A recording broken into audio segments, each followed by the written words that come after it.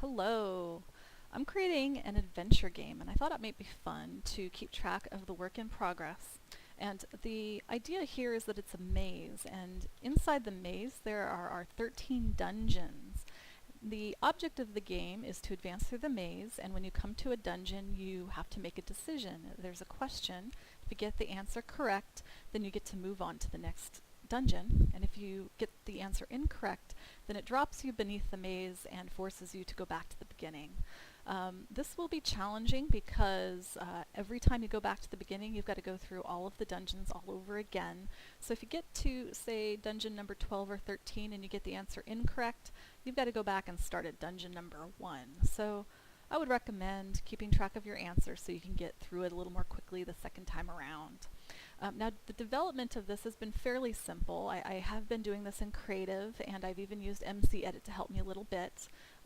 There are 4 unique types of dungeons, and they are unique because the doors entering the dungeon can be either on the left or the right of the button, and also the answer button, the correct answer, can be a button on the left or the right, and I'll show you what I mean here in a second.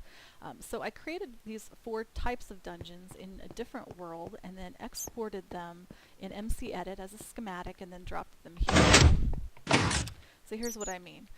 Once you get into the dungeon, there's going to be a question. I'll have a sign here with a question, and you've got to choose option A or B.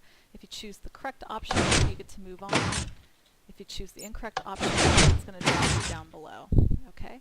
And in this case, I'm going to make this a classic video game adventure. So the question will be a classic quote from a video game from the 1980s or 1990s, and you'll have 2 choices, and if you choose the right video game, you get to move on. Once you get to the next area, you'll have a maze. There are some dead ends. It's not easy. I'm considering giving the adventurer a box at the beginning of the maze with some torches so they can mark their dead ends, so if they do end up going back to the beginning, they can get through it a little more quickly. So that's the idea. If you get the answer right, again, it drops to the bottom. I think I need some more signs down here as well so that you can you know which direction is out. And then you go back to the beginning and start over again. Now, if you get all the way to the end, you can see this little area up here. Right here is dungeon number 13, and it brings you to the end game. The box here has a little prize in it, or it will anyway, and if you click on the buttons, it doesn't do anything. Why doesn't it do anything? Because I forgot to reset it the last time I played with it. We'll just go inside and fix that. Alright.